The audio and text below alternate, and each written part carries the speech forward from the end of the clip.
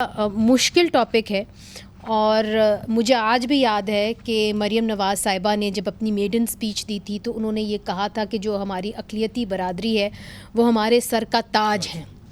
तो अब ये बताइए कि आपने तहकीकात की होगी इस केस के अंदर, सरगोदा के केस के अंदर, तो जो नज़ीर मसीह थी जिनके ऊपर ये इल्ज़ाम था कि उन्होंने तौहीन मज़हब किया है, क्या निकला? वो इल्ज़ाम दुरुस्त था कि गलत था? और जिस दिन ये वाक़या हुआ उसके दूसरे दिन ही मैं, क्योंकि था नहीं, आई वॉज इन कोयटा, मैं कोयटा से वापस आया और मैं उनको देखने के लिए CMH हॉस्पिटल गया, इधर जब वो ज़ेर इलाज थे इधर पिंडी में।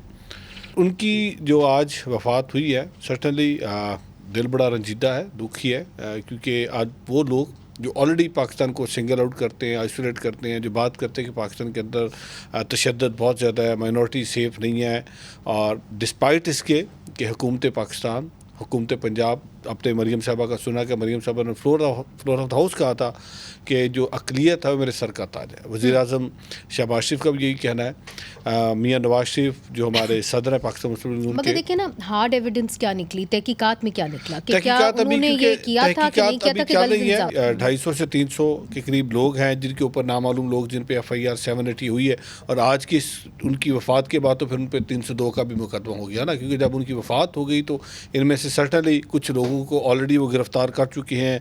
कोई तकरीबन 28 के लोग, जो 28 के करीब लोग हैं जो आइडेंटिफाई हो चुके हैं, जिनको जुडिशल कर दिया गया है।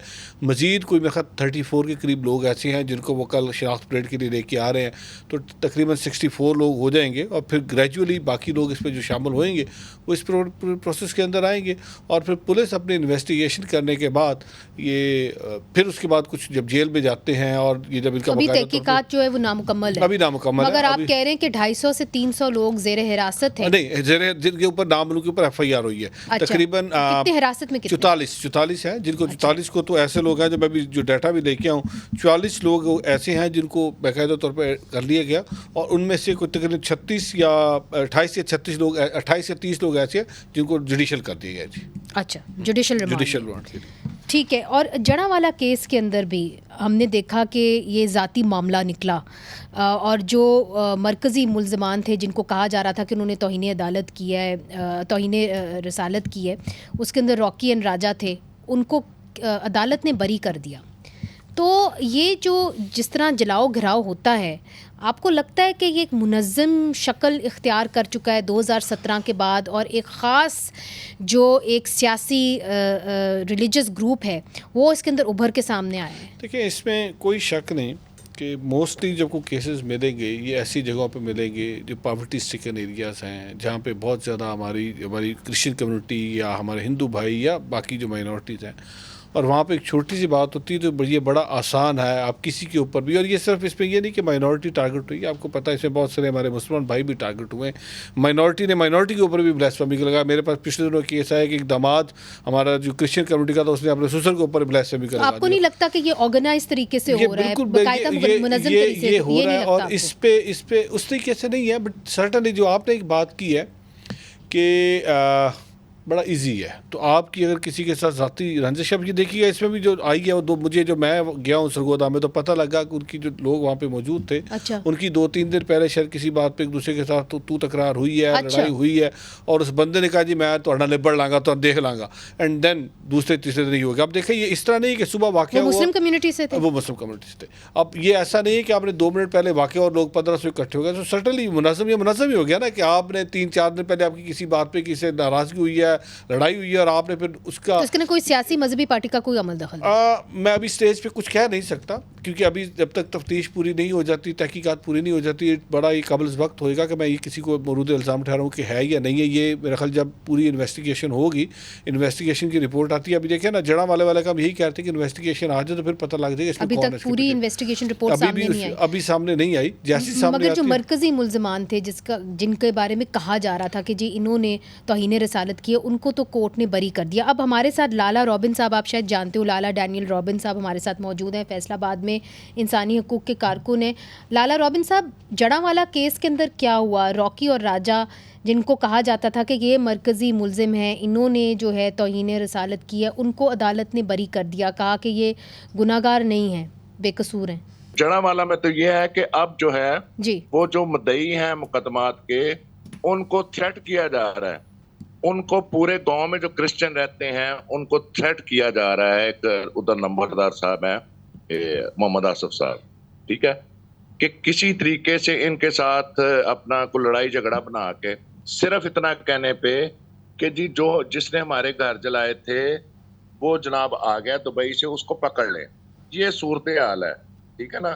اور مجھے یہ بتائیں کہ جو اب نذیر مسیح ہے جس پہ دہشت گردی کی FIR حکومت کی ذمہ داری میں لگائی گئی ہے, ٹھیک ہے, اس کو قبر میں اس کی دہشت گردی جو ہے وہ کون ختم کرے گا؟ اچھا ٹھیک ہے, اب یہ آپ نے اہم سوال کر لیے. لالا روبن ہمارے ساتھ ہی رہیے گا, ہمارے ساتھ ہی رہیے گا. اروڑا صاحب, اب بات یہ ہے کہ وہ یہ کہہ رہے ہیں کہ جو مدعی ہیں ان کو تھریٹ کیا جا رہا ہے, خاص طور پہ ان کو کہا جا رہا ہے کہ اگر آپ نے اس کیس کو مزید پسو کیا جڑا والا کیس کے اندر تو پھر آپ کے ساتھ اچھا نہیں ہوگا. تو اب اس حالات کے اندر مریم نواز صاحبہ جو کہتی تھی کہ اقلیت ویسے نہیں ہے جو نظر آ رہے ہیں, جی جو اقلیت ہے وہ ہمارے سر کا تاج ہے, آپ ان کو تحفظ کیسے دیں گے؟ دیکھیں, میں یہ کہوں کہ اقلیت بڑی محفوظ ہے, اقلیتوں کو تحفظ ہے, اقلیتوں کے مسائل نہیں, یہ تو بالکل غلط ہوگا. اگر اقلیتیں بالکل محفوظ ہوتی, اقلیتوں کو تحفظ ہوتا تو پھر یہ ہمارا ڈپارٹمنٹ نہ بنا ہوتا, پھر آج ہم یہ بیٹھ کے اسی پروگرام نہ کر ہوتے. مگر ابھی تو آپ نے ان کو تحفظ دینا ہے نا, مسائل ہے, اگر ان کو تھریٹس مل رہے ہیں تو اس کے بارے میں کیا ہوگا؟ اب بالکل سب سے پہلے تو یہ جو نذیر مسیح صاحب والا کیس ہے اس کی جتنی مذمت کی جائے کم ہے. سب سے پہلے تو اس کی میں مذمت کرتا ہوں کہ یہ نہیں ہونا چاہیے تھا. اس سے ہوا کیا, ایک غریب شہری جو اپنے گھر کا روزگار چلاتا تھا, جو اپنے گھر کا چولہا چلاتا تھا, اگر انہوں نے غلطی کر بھی دی, کی ہوگی, میں یہ نہیں کہتا, پہلے ابھی تو ہم ڈٹرمن کیسے کر کے انہوں نے غلطی کی, تو قانون موجود ہے, قانون کے ادارے موجود ہیں, آپ جائیں ان کو FIR کٹوائیں, قانون کے ادارے جائیں گے, ان پہ 980 لگی ہوئی تھی, انویسٹیگیشن ہوتی, پتہ لگ جاتا. وہ یہ کہہ رہے ہیں کہ جس طرح کے ماضی میں بھی ہوا جڑا والا کیس میں, وہ یہ کہہ رہے ہیں, اور کنکلوڈنگ ریمارکس میں آپ سے چاہتی ہوں کہ جڑا والا کیس کے اندر بھی اسی طرح جلاؤ گھراؤ ہوا. وہ کہتے ہیں کچھ لوگ پکڑے گئے, کچھ لوگ بری ہو گئے. جو لوگ پکڑے گئے, اب جو مدعی ہیں ان کو تھریٹس مل رہے ہیں. اب دیکھیں, قانون تو موجود ہے, اگر تھریٹس مل رہے ہیں تو باقاعدہ طور پہ وہ جائیں, جا کے ان کے خلاف FIR کٹوائے جو ان کو تھریٹس دے رہے ہیں. اور جس طرح میں نے پہلے کہا, ہم نے پولیس کا کام تھا, ہم نے اپنی انویسٹیگیشن مکمل کر کے اب عدالتوں میں کیس چل رہے ہیں. اب عدالتیں اس پہ کس طریقے سے ڈسپوزل لیتی ہے, اب تو یہ تو عدالتوں کا کام ہے, اس پہ تو نہ تو میرے ہاتھ میں, نہ آپ کے ہاتھ میں, نہ پولیس کے ہاتھ میں.